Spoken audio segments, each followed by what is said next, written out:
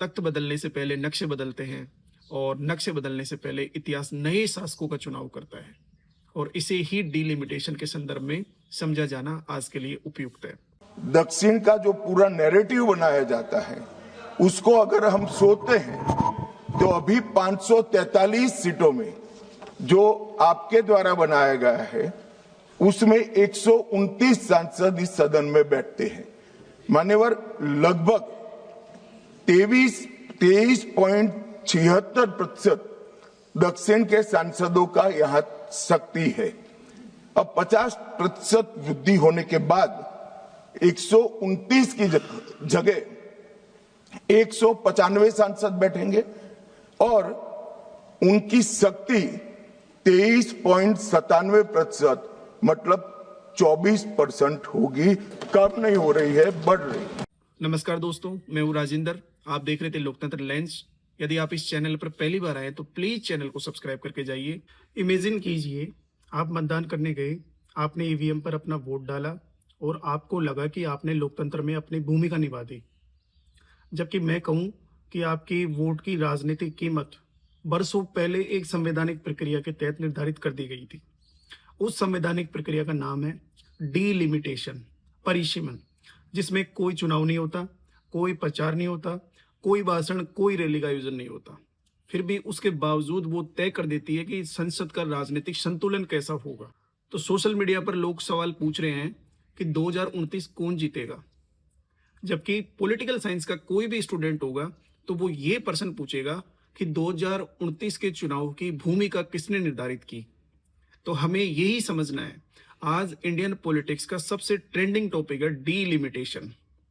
इसके कॉन्सिक्वेंसेस क्या होंगे, इसकी भूमिका क्या होगी और ये किस तरीके से काम करता है, और हम किस तरीके से north versus south Indian states के बीच में जो टकरार उत्पन्न हुई है, family planning, sustainable development goals और पॉपुलेशन कंट्रोल इश्यूज के माध्यम से हम किस तरीके से साउथ इंडियन स्टेट्स को हैप्पी रख सकते हैं। तो चुनाव का मतलब केवल मतदान नहीं होता। चुनाव सिर्फ एक दिन का कार्यक्रम नहीं होता जिसमें वोटिंग हुई, काउंटिंग हुई और उसके बाद सरकार बन गई। ऐसा नहीं होता। चुनावों की भूमिका और सरकारों के बनने की भूमिका बहुत पहले निर्धारित कर चुकी होती है। निर्वाचन सूची बनती है, कौन लोग वोट डालेंगे, कौन से निर्वाचन क्षेत्र में आपका वोट काउंट किया जाएगा, निर्वाचन क्षेत्र की सीमाएं कहां तक फैली हुई होंगी, ये सब कुछ बहुत पहले निर्धारित किया जा चुका होता है। तो ऐसे में कौन सा सांसद कौन से निर्वाचन क्षेत्र का प्रतिनिधित्व करेगा, दूसरा सांसद पड़ोसी निर्वाचन क्षेत्र का प्रतिनिधित्व करेगा, ये सब कुछ पहले से तय हो चुका होता है। सवाल ये है कि पॉलिटिकल साइंस का एक फंडामेंटल प्रिंसिपल है पॉलिटिकल इक्वलिटी, जिसमें ये माना जाता है कि दो नागरिक है और उन दोनों के पास एक एक वोट है, और वो यदि वोट कास्ट कर रहे हैं तो एक सांसद 5 लाख लोगों का प्रतिनिधित्व कर रहा है, दूसरा सांसद 25 लाख लोगों का प्रतिनिधित्व कर रहा है। तो तकनीकी रूप से ये समान नहीं है, लेकिन राजनीतिक रूप से दोनों कॉन्स्टिट्यूएंसीज को एक एक सांसद बिलोंग कर रहा है। तो ऐसे में जो रिप्रेजेंटेटिव 5 लाख लोगों के इश्यूज को रिजोल्व कर रहा है वो ज्यादा आसानी से रिजोल्व कर सकता है रादर देन 25 लाख कॉन्स्टिट्यूएंसी को रिप्रेजेंट करने वाला रिप्रेजेंटेटिव।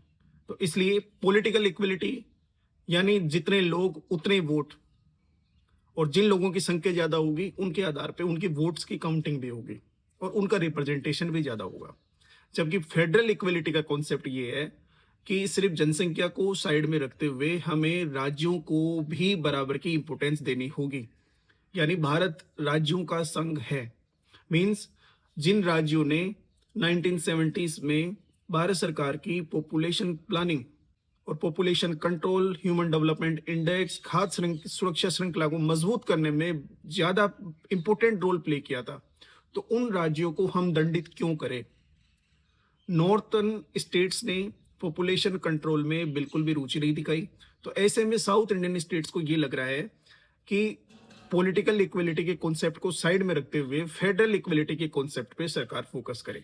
तो डीलिमिटेशन यानी परिसीमन, यानी आपका वोट कौन से निर्वाचन क्षेत्र में गिना जाएगा, निर्वाचन क्षेत्र की सीमाएं कहां तक फैली हुई होगी, कैसे उसको तोड़ा जाएगा, कैसे उसको जोड़ा जाएगा, ये सब कुछ एक संवैधानिक प्रक्रिया जो संविधान में आर्टिकल 81, 82, आर्टिकल 170 के अंतर्गत लोकसभा और राज्य विधानसभाओं के निर्वाचन क्षेत्रों को रीएडजस्टिंग सीमांकन करने से संबंधित है on the basis of average population in every single constituency.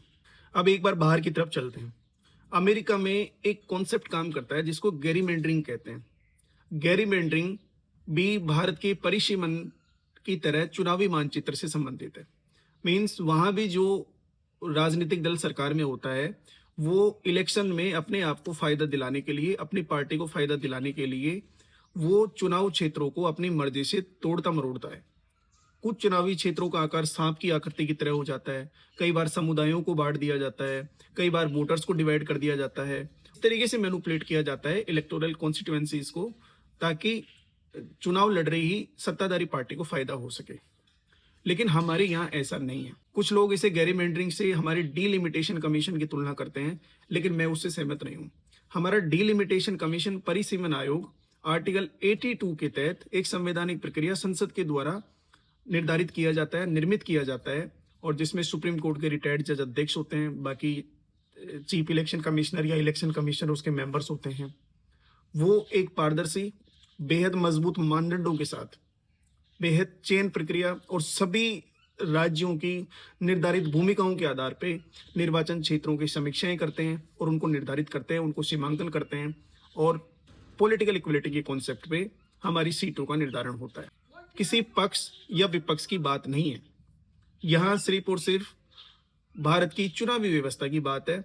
और ऐसा नहीं है कि डीलिमिटेशन कमीशन पहली बार सेटअप किया जा रहा है।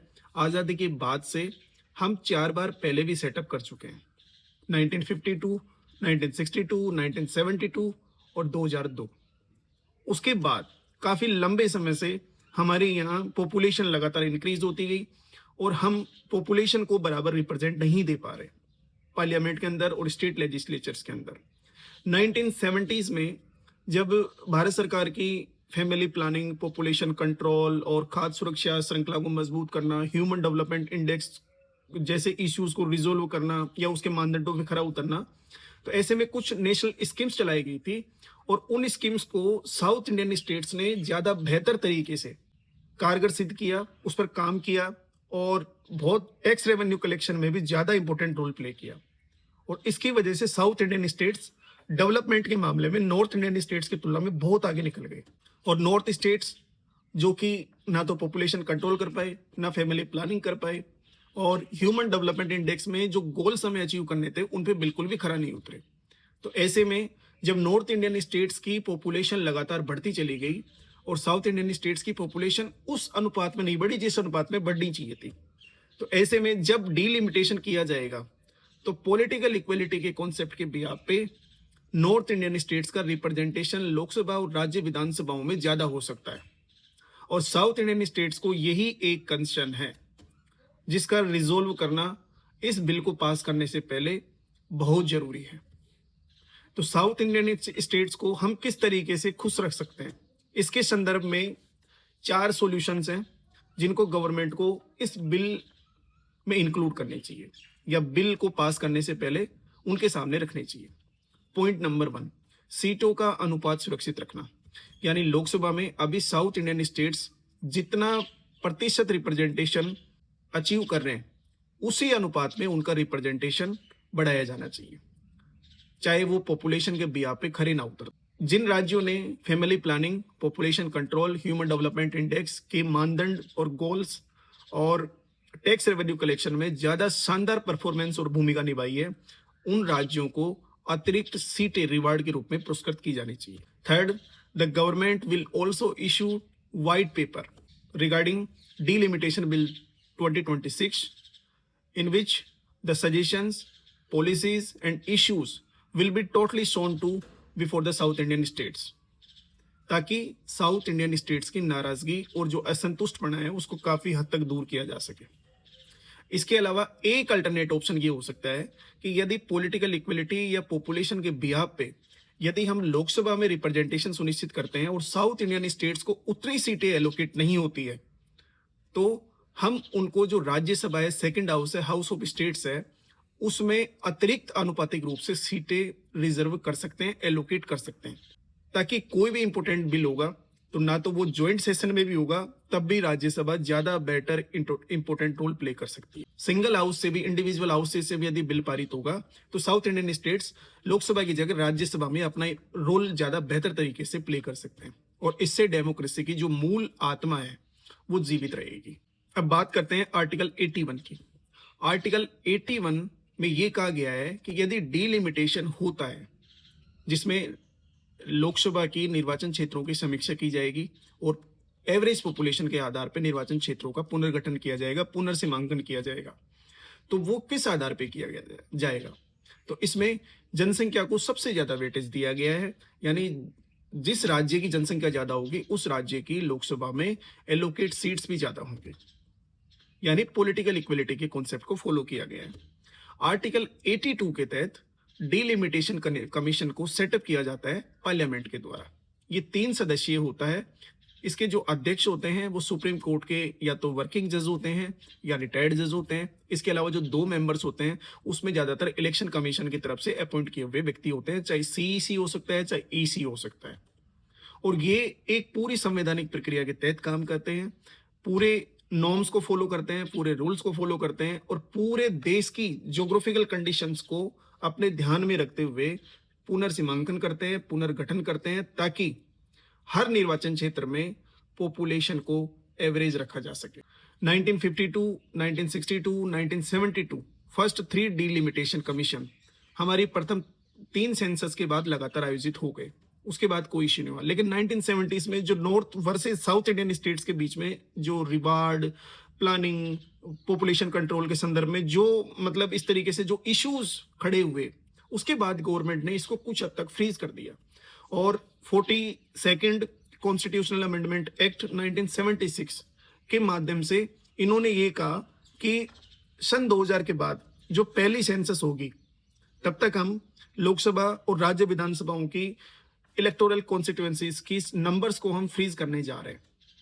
और बाद में 84th अमेंडमेंट के माध्यम से कुछ हद तक इसमें रिलैक्सेशन किया गया। उसमें सीटों की संख्या में तो इजाफा नहीं किया गया, लेकिन ये कहा गया कि हम कुछ इलेक्टोरल कॉन्स्टिट्यूएंसीज में यदि पॉपुलेशन बढ़ रही है, कुछ में घट रही है, तो हम उनको मर्ज करके या डिवाइड करके हम उसमें पॉपुलेशन को एवरेज बना सकते हैं। जैसे कुछ जिलों की पॉपुलेशन कम है, कुछ जिलों की पॉपुलेशन ज्यादा है। जैसे आपने राजस्थान में देखा होगा, जयपुर जो लोकसभा कॉन्स्टिट्यूएंसी है, तो जयपुर डिस्ट्रिक्ट है, उसको हमने 2 लोकसभा कॉन्स्टिट्यूएंसीज में डिवाइड कर रखा है, जयपुर शहर और जयपुर ग्रामीण, ताकि पॉपुलेशन को एवरेज रखा जा सके।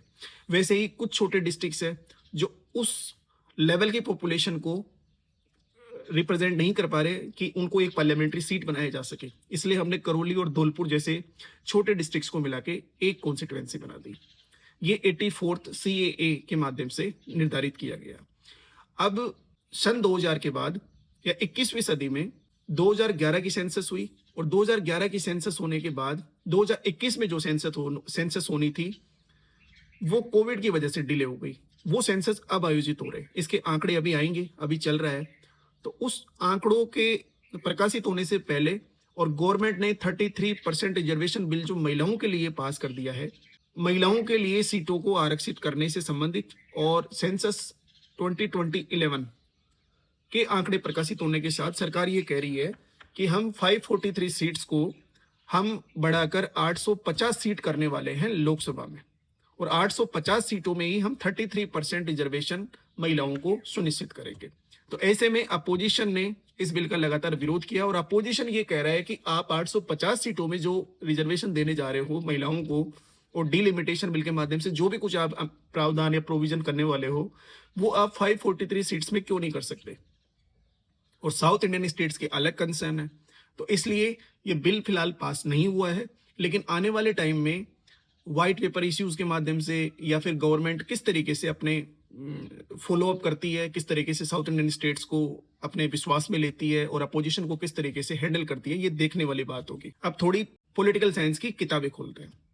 रॉबर्ट हेल एक अमेरिकी राजनीतिक हुए हैं, उन्होंने पॉलीआर्की की अवधारणा दी, बहुल तंत्र। उन्होंने ये कहा कि लोकतंत्र का मतलब सिर्फ चुनाव या मतदान नहीं होता, उसका मतलब होता है आपकी लोकतांत्रिक संस्थाएं कितनी वैलिड है, कितनी भरोसेमंद है, कितनी ट्रांसपेरेंट है, जनता उस पर विश्वास करती है या नहीं करती, आपकी निर्वाचन प्रक्रिया किस तरीके से काम करती है, आपके डेमोक्रेटिक वैल्यूज, डेमोक्रेटिक नॉर्म्स को किस तरीके से जनता अपने सानिध्य में रखती है और किस तरीके से उसको फॉलो करती है। राजनीति हर दिन बदलती है, लेकिन राजनीतिक सिद्धांत सदियों तक जीवित रहते हैं और यही कुछ क्षण होते हैं जब न्यूज समाप्त होती है और पॉलिटिकल साइंस स्टार्ट होता है। बात वहीं पॉलिटिकल साइंस पर आकर रुक जाती है। तो ऐसे समय में जब हमने डेमोक्रेसी में जो रिप्रेजेंटेशन है वो पॉपुलेशन के बेस पे रखा है और जब पॉपुलेशन लगातार चेंज हो रही है तो क्यों ना हम अपने प्रतिनिधित्व को भी चेंज करें। प्रतिनिधित्व इसलिए संविधान निर्माताओं ने स्थिर नहीं रखा, उनको ये पता था पॉपुलेशन लगातार इंक्रीज होती रहेगी और इसीलिए आर्टिकल 81, 82 और आर्टिकल 170 के अंदर उन्होंने डिलिमिटेशन कमीशन की चर्चा की और उसके सेटअप के बारे में बताया। क्योंकि पॉपुलेशन बढ़ती रहेगी तो लोकसभा और राज्य विधानसभाओं में सीटों का बढ़ना भी सुनिश्चित है। अब सवाल ये है कि लोकतंत्र प्रतिनिधित्व किसका करे, यहीं पे आके पूरी गणित ठहर जाती है। और वैसे भी डिलिमिटेशन कोई गणित तो है नहीं, यदि डिलिमिटेशन में गणित होता, कैलकुलेशन होती, तब तो कोई इश्यूज ही नहीं थे किसी को। लेकिन सवाल ये है कि हम सभी लोगों को या सभी राज्यों को भरोसे में लेकर किस तरीके से शानदार एक चुनावी निर्वाचन क्षेत्रों का गठन कर सकते हैं, पुनर्सीमांकन कर सकते हैं। तो सवाल वहीं पे आकर रुक जाता है कि लोकतंत्र में प्रतिनिधित्व किसके बेस पे डिसाइड किया जाए, क्षेत्र के आधार पे, जनसंख्या के आधार पे, भूभाग के हिसाब से या फिर या राज्यों की गिनती के हिसाब से। तो यही सवाल ठहर जाता है और इसका जवाब सामान्य तौर पे ये दिया जाता है कि जनसंख्या का रिप्रेजेंटेशन होना जरूरी है और चीजों को हम अवॉइड कर सकते हैं। और इसीलिए one vote, one value, one individual, one identity की परिकल्पना लोकतंत्र में थीसिस के रूप में परिभाषित की जाती है। और इसीलिए जेम्स मिल ने यह कहा कि लोकतंत्र में बहुमत की निरंकुशता से बचने के लिए अल्पसंख्यक जो लोग हैं उनकी भी आवाज को सुना जाना चाहिए। अब अल्पसंख्यक लोग यहाँ वो लोग हैं या वो राज्य हैं जिनकी पॉपुलेशन कम है, यानी उनके साथ किसी प्रकार का भेदभाव नहीं होना चाहिए। Doctor B R. अम्बेडकर ने भी बार बार ये कहा था संविधान सभा में कि संविधान लागू करने से पहले या संविधान अच्छे तरीके से काम करे उससे पहले हमारी जो संवैधानिक संस्थाएं हैं, संवैधानिक प्रक्रिया है, उसका पुरजोर तरीके से लोगों द्वारा सम्मान किया जाना चाहिए, संसद में उनको सम्मान दिया जाना चाहिए और उनकी गरिमा को किसी प्रकार की ठेस नहीं पहुंचनी चाहिए। अब मैं बात कर रहा हूं अरेंड लिस्पार्ट। उन्होंने ये कहा कि भारत जैसे विविध समाजों में, लोकतांत्रिक समाजों में विविधता काफी हद तक गहराई से समाई हुई है। तो ऐसे समय में जो विविधतापूर्ण समाज होते हैं उनमें सभी लोगों की आवाज को पूरा सम्मान दिया जाना चाहिए, पूरी तरीके से सुना जाना चाहिए। और ऐसे में ऐसे समाजों के लिए कंसेंसस डेमोक्रेसी का फॉर्मूला ज्यादा बेहतर तरीके से काम कर सकता है। यानी ऐसा लोकतंत्र, ऐसा समाज जो सहमति पर आधारित हो, सभी लोगों की, जिसमें पूरी तरीके से व्यूज, आइडियोलॉजीज को और पर्सपेक्टिव्स को बराबर मजबूती से रखा जाए। सबसे इंपॉर्टेंट क्वेश्चन, क्या डिलिमिटेशन सिर्फ और सिर्फ जनसंख्या के प्रतिनिधित्व को पुष्टि करना है? नहीं। क्या डिलिमिटेशन की वजह से north versus south Indian states में टकराव उत्पन्न होगा और सिर्फ इसी से संबंधित है? नहीं। डिलिमिटेशन एक संवैधानिक प्रक्रिया है और निर्वाचन क्षेत्रों के पुनर्गठन और पुनर्सीमांकन से संबंधित है? नहीं। ये इससे बहुत आगे की प्रक्रिया है। ये कुछ इश्यूज है जिनको रिजोल्व किया जाना चाहिए, लेकिन सिर्फ और सिर्फ डिलिमिटेशन इन सबसे संबंधित नहीं है। डिलिमिटेशन के ऊपर या डिलिमिटेशन के कंधों के ऊपर पूरे लोकतंत्र की जिम्मेदारी है। और पूरा लोकतंत्र में सिर्फ और सिर्फ चुनावी व्यवस्था ही नहीं है, इसमें डेमोक्रेटिक इंस्टीट्यूशंस हैं, गवर्नमेंट इंस्टीट्यूशंस हैं, डेमोक्रेटिक नॉर्म्स है, कॉन्स्टिट्यूशनल वैल्यूज है, इन सबको, ताकि जनता को संविधान में भरोसा रहे, लोकतंत्र पर उनका भरोसा बना रहे, उन सबकी मनोबल, उनके व्यूज और उनकी मनोभावनाएं पूरी तरीके से इससे जुड़े रहे, उन सबको साथ में लेते हुए एक ऐसी चुनावी व्यवस्था की स्थापना करनी है जिसमें लोगों का भरोसा बना रहे, सभी लोगों का रिप्रेजेंटेशन पॉलिटिकल इक्वलिटी या फेडरल इक्वलिटी के बिहाफ से सुनिश्चित हो, ताकि किसी भी राज्य या किन्हीं लोगों को ये ना लगे कि उनके साथ भेदभाव किया गया है। उनकी नाराजगी और उनका असंतुष्टपना को दूर किया जाना चाहिए। ये सारी जिम्मेदारी डिलिमिटेशन कमीशन के कंधों पर है और ये कोई चलती फिरती गाड़ी का इंजन नहीं है जिसे आपने जैसे चाहा वैसे मरोड़ दिया, ऐसा नहीं है। लोकतंत्र में लोगों का विश्वास जमने के लिए और लोकतंत्र में लोगों का विश्वास स्थापित होने के लिए सदियों लग जाती है। उसे खराब होने में ज़्यादा समय नहीं लगता। तो हमें इस व्यवस्था को या लोगों के विश्वास को बहुत आगे तक ले जाना है और उसके लिए डीलिमिटेशन कमीशन जो भी सेटअप होगा उसे बहुत अच्छे और सावधानी पूर्वक काम करना होगा। संविधान हमें क्या सिखाता है? संविधान कोई जादुई पुस्तक नहीं है। अर्थात संविधान सभी प्रश्नों का अंतिम उत्तर नहीं देता, बल्कि ये कहता है या एक स्ट्रक्चर प्रोवाइड करवाता है, एक ढांचा प्रोवाइड करवाता है, एक प्रक्रिया, एक मानदंड प्रोवाइड करवाता है। और वो ये भी नहीं कहता कि सारे सॉल्यूशन मेरे अंदर निहित है। लेकिन जितने भी यदि इश्यूज खड़े होते हैं तो उनका समाधान संवैधानिक तरीके के माध्यम से हो, संवैधानिक संस्थाओं के माध्यम से हो, ताकि लोगों का भरोसा उस व्यवस्था में बना रहे। क्या भारत बदल रहा है? बिल्कुल हाँ। शहर बदल रहे हैं, तकनीक बदल रही है, जनसंख्या बदल रहे हैं, मतदाता रोज बढ़ रहे हैं, राजनीतिक दलों के व्यवहार में परिवर्तन हो रहा है, राजनीतिक दलों की भागीदारी पर चर्चा हो रही है। तो ऐसे समय में जब व्यवस्था में लगातार परिवर्तन आ रहे हैं तो ऐसी व्यवस्था हमें स्थापित करनी है जो कोऑर्डिनेशन और विश्वास बैलेंस पर आधारित हो, जिसमें जनता का विश्वास बना रहे। तो कोई भी व्यवस्था हो उसमें संवाद पर ज्यादा फोकस किया जाना चाहिए रादर देन ध्रुवीकरण, पोलराइजेशन। हमें भयमुक्त वातावरण क्रिएट करना है ताकि अल्पसंख्यक समुदाय के लोगों को भी डेमोक्रेसी के अंदर बराबर की भागीदारी सुनिश्चित हो सके। यदि आज की पूरी चर्चा को मैं एक वाक्य में समेटूं तो मैं आपसे कहूंगा कि डीलिमिटेशन का प्रश्न सिर्फ सीटों का नहीं है, यह विश्वास का प्रश्न है। विश्वास की हर नागरिक का वोट सम्मानित है, विश्वास कि सभी राज्यों की बराबर की भागीदारी सुनिश्चित होगी, विश्वास कि किसी भी राज्य के साथ संघ में भेदभाव नहीं किया जाएगा, सबको ये लगेगा कि एक बराबर की प्रक्रिया या भागीदारी में वो पार्टिसिपेट कर रहे हैं। लोकतंत्र की सबसे बड़ी ताकत चुनाव नहीं होते, लोकतंत्र की सबसे बड़ी ताकत संसद भी नहीं होता। लोकतंत्र की सबसे बड़ी ताकत होता है कि व्यवस्था निष्पक्ष हो और सभी लोगों के साथ समानता का व्यवहार करे। और यदि लोकतांत्रिक व्यवस्था और लोकतांत्रिक संस्थाएं इस तरीके का काम नहीं करती है तो लोकतंत्र सिर्फ एक प्रक्रिया बनकर रह जाती है। इसलिए अगली बार जब भी आप डिलिमिटेशन शब्द सुने तो उसे सिर्फ लोकसभा और राज्य विधानसभाओं की सीटों के संदर्भ में केवल ना समझें, बल्कि ये उससे बहुत आगे की प्रक्रिया है। पूरे लोकतंत्र की जिम्मेदारी उसके कंधों पर निहित है और ऐसे में पक्ष क्या कह रहा है, विपक्ष क्या कह रहा है, उससे ज्यादा फर्क आपको ये पड़ना चाहिए कि वास्तव में इसका ऑथराइजेशन क्या है, इसका मोरल क्या है, इसकी भूमिका क्या है। और आप खुद कंक्लूजन और निष्कर्ष निकालिए कि डिलिमिटेशन कमीशन किस तरीके से जो भी हमारी कॉम्प्लिकेशंस हैं, जो भी इश्यूज हैं, उनको किस तरीके से रिजोल्व कर सकता है। तो लोकतंत्र की रक्षा केवल वोट डालकर नहीं होती, लोकतंत्र की रक्षा उसे समझकर भी होती है।